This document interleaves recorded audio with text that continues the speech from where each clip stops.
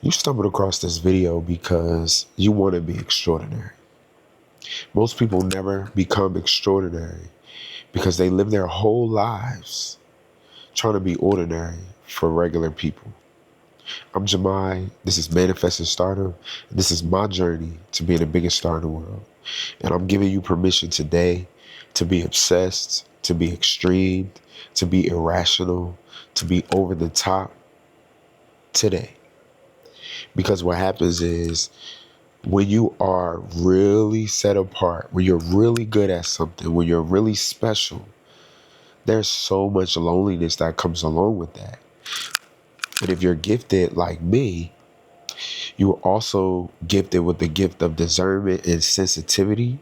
So you can easily feel when what you're doing is shining light or brighter than what people around you are doing, or how their light is shining. You're not intimidated by it. You're encouraged by their light, but they're intimidated by yours. And sometimes it's not so much as intimidated from a negative perspective. Sometimes they just don't understand. Sometimes they just can't relate. And a lot of times, as a 1% individual, you will be encountered with more people that can't relate to you than people that can. And so naturally, things out of that circumstance are bred, like people pleasing, dimming your light, changing who you are, trying to present a certain way that is not truly authentic to you so that you can be more palatable, more easy to get along with, more easy to be relatable. And so today, I'm giving you the courage to stop being relatable, stop being accessible. Go against the grain. Go for that thing that you know you're meant to go for. Be the level of professionalism, the level of elite, perfect, quality, top performance that you know is inside you. And don't allow the lack of others to pull you back. And I'm speaking to myself first, because my whole entire life, I've always been ahead of the game, but I've always felt like I needed to pull back. I'm too much. I'm arrogant. I want to be seen. I think I'm better than other people. I think my whole life, literally my whole life, that has been my experience. It has developed a people-pleasing mechanism within me because we all desire to be liked. We all want community. We all want to be supported. And that does not allow for that a lot of times. And so when you do find your community, when you do find the people that can relate to you, it'll be on a higher frequency. But there's a threshold that you have to get to that peer group, to get to that level of influence and level of success. And that means leaving this crowd where they are. But it's going to be a lonely period. And so the 3 points that I have for that, the first point is greatness always looks delusional at first. Be okay with being misunderstood. Be okay with looking delusional. Be okay with looking obsessed. People only call it vision after it works. No one celebrates the thing before it becomes a thing. People are incapable of seeing the full manifestation of your dream before it manifests because it's your dream, it's not theirs. Before success, it usually looks irrational, obsessive, and unrealistic. Because if it looks realistic, why would you be pursuing it? Why would we be pursuing it? Most people pursue realistic things. They pursue, the predictable paths, and nothing is wrong with that. And they should. But for us, we're pursuing the unrealistic. We're pursuing the never been done before. We're pursuing the first of first of first. The first time on the moon. The first time selling 100 million records. The first Thriller album. That's what we're pursuing. Scripture for that is, for the vision is yet for an appointed time. Habakkuk 2 and 3. You cannot build a life of an average person. You cannot build a life the average person understands while also creating a life the average person has never seen. So how am I about to build a life that is not accustomed to what the average person is used to living and assume that they will understand me? You wouldn't understand me. If you don't know this language, if you haven't been taught this language, why would I try to talk to you in that language? It's that simple. And so that's how we have to think about it. Noah looked crazy building the ark. David looked crazy, because who would have thought that he could kill Goliath? David was a young shepherd boy. He killed Goliath. The whole army couldn't kill him. People mock what they can't mentally access yet. And your obsession is often the evidence of your calling. Usually the thing that you really, really love, the thing that you're really obsessed with, is the thing that you should overly obsess about so that you can be excellent and extremely elite at that gift, so that it'll pay you dividends for the rest of your life. It'll pay you in monetarily. It'll pay you in influence. It'll pay you in purpose. It'll pay you in service. It'll pay you in mental health, physical. It'll pay you in every way because it's something you love to do. It's what you're purposed to do. Point 2, stop performing for other people's approval. Stop doing it. Stop doing it. A lot of people dilute their dreams trying to make other people comfortable. I'm at the top of the list. I remember not wanting to express my dreams to people because nobody knows nobody that made it and be this big star.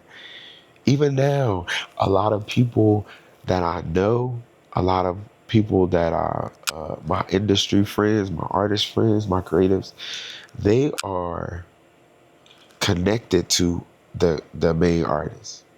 They dance background, they sing background, they do publicists. They're on the tour management, they're in the band. Nothing wrong with it. Nothing wrong with it. They're styling. Nothing wrong with it. That's not me. That's not me. I'm the star. I'm the main character.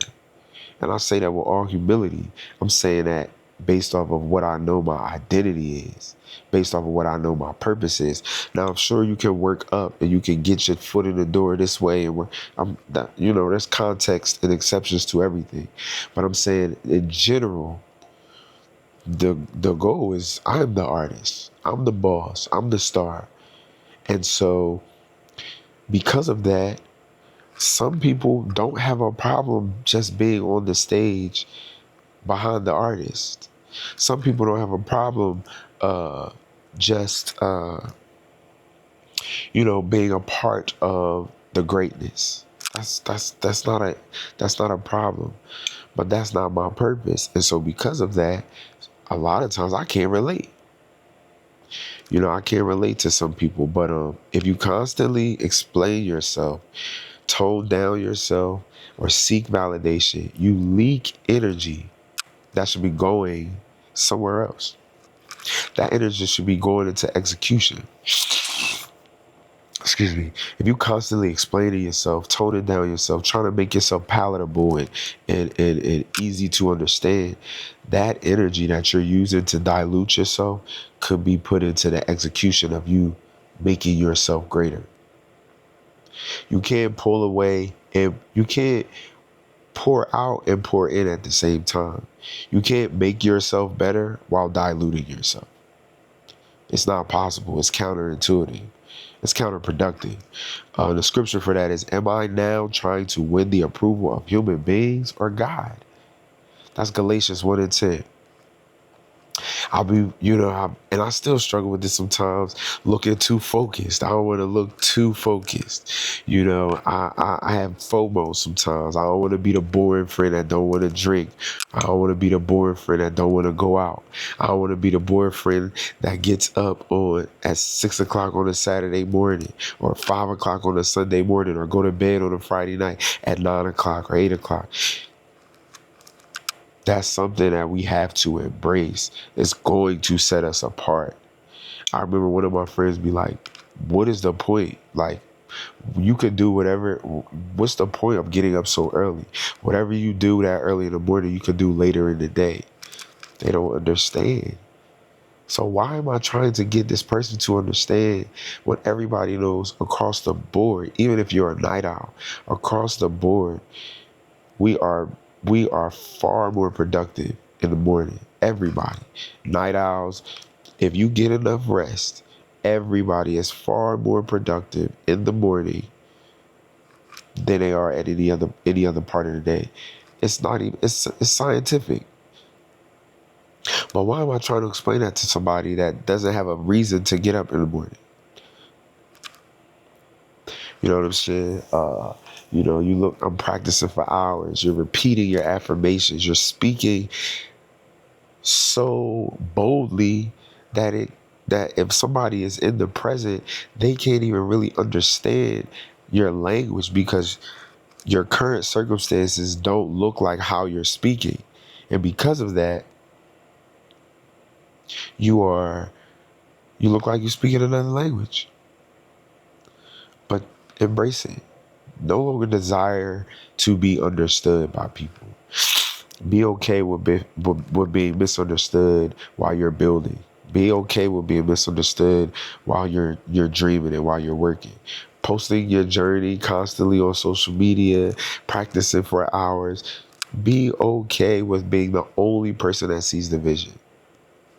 The last point is every legend was obsessed. Name one legend. Name one legend in any field, from Bruce Lee to Barack Obama to Beyonce to Michael Jackson to Prince to Michael Jordan to Mike Tyson to Kobe Bryant to LeBron.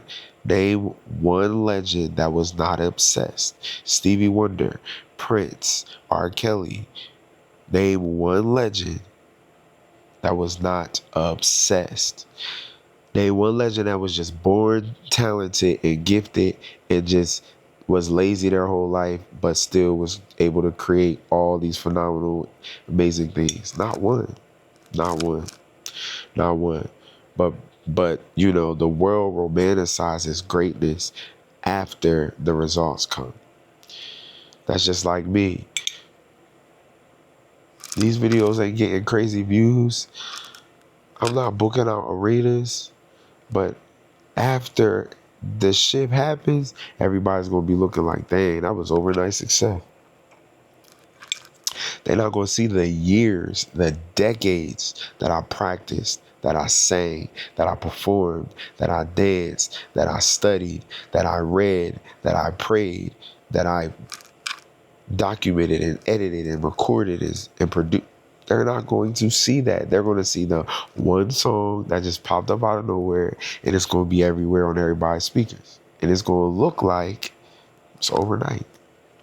Whole time I'm in the building phase. And in the building phase, people call you arrogant. People call you obsessed. People cringe. People, overlook you. People tell you need to be more like this, or you should change that, or the reason you ain't make it yet is because of this, or you need to hang it up. You get a little older. That's what people do in the process. In the building phase, it happens to everybody. But it's up to you to keep going. It's up to you to be okay with being misunderstood by the world. Because the truth of the matter is, even when the shift happens and everybody celebrate you, they still's not going to understand you. They're still going to think that it just happened like that. They're still not going to realize how easy you make it look, but what it all entails and what it takes to be that level of of skilled and gifted and just professional. They still won't understand. So the same intensity people criticize you now is the same exact intensity they'll admire you with later. They'll criticize you with that intensity and they'll admire you with that same intensity later. Scripture for that is, do you not know that in a race all runners run, but only one receives the prize? Run in such a way that you get the prize. It's okay to be extreme. Let's make the word extreme a positive word and not a negative word. Let's make the word extreme. Because guess what? 9 times out of 10, when you are extreme, you won't continue to be extreme forever. If you're extreme, you'll probably be extreme enough to get better results. And once you get those better results, it doesn't really require you to be that extreme. Look at people like Beyonce. Beyonce was a maniac back in the day, the B-Day era, the I Am Sasha Fierce era. Now she's just chilling. She don't perform the same crazy level of intensity. Still a great performer, still elite, and still above the rest. Look at Barack Obama. He ain't got to go hard like he campaigning for presidency now. You know what I'm saying? Look at Rihanna. She ain't got to go hard like she did when she was dropping an album every summer.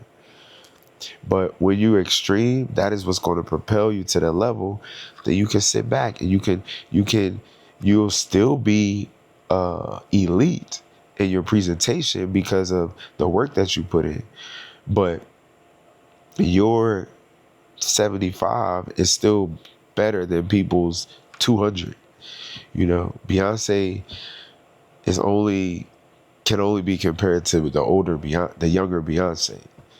But Beyonce now at her 75% is eons better than every artist out. You know what I'm saying? So it's good to be extreme. Extreme is a good thing. We need to drain that in our brains, that extreme is not negative. Extreme is good. Extreme is what gets you to influence and wealth and success and money. That's what extreme gets you. Kobe Bryant, Michael Jackson, Beyonce, athletes training while everyone is asleep. In between seasons, everybody on vacation, but this athlete is training over the summer. Artists rehearsing endlessly without a show. I ain't got a show, but I'm practicing every day like I'm preparing for this Tonight Show, like I'm preparing for SNL. The difference between interest and obsession is the work that you put in. So if your dream is truly massive, there will be a season where your life makes absolutely no sense to average people. That doesn't mean you're lost. It might mean you're finally locked in. So that's the price of greatness. The price of greatness is being misunderstood. And once we embrace that, it'll liberate us. So I'm speaking to myself first, because it's a day in and day out thing. I mean, it's one thing to be misunderstood sometimes. It's one thing to be misunderstood often, but it's another thing to be misunderstood daily. That your whole identity is misunderstood because people cannot relate to you because you haven't reached the threshold yet. I'm talking about, releasing that, because that is the thing that holds us back. It's like, if I do that, I'm gonna look crazy, or they ain't gonna understand. So I'm gonna I don't have the energy to push back today, which is fair and which is understandable. But we need to embrace the extreme. That's why I look at my peers as Prince. I look at my peers as Beyonce. I look at my peers as Michael Jordan and Mike Tyson, because when I see the way that they work, or when I think about the way that they work, it makes me feel better. It makes me feel like I belong. It makes me feel like, oh, I'm not the only one that thinks like this. Oh, I'm not crazy. In fact, I could do more. You know what I'm saying? So let's really embrace that. Let's really embrace that. Let's embrace the chaos, embrace being understood, embrace being judged, embrace being cringe, embrace people not understanding, embrace being the one that's the only one that's going to get up early in the morning, the only one that's going to show up every day, the only one that's going to be consistent. Embrace that. Embrace it. It's a lonely road, but that's why it's only a few at the top. I'll see you tomorrow.